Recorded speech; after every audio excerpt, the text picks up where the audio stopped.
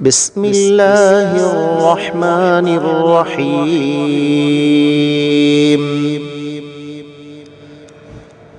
أرأيت الذي يكذب بالدين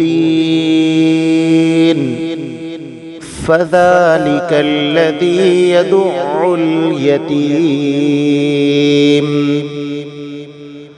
ولا يحض على طعام المسكين فويل للمصلين الذين هم عن صلاتهم ساهون الذين هم يراءون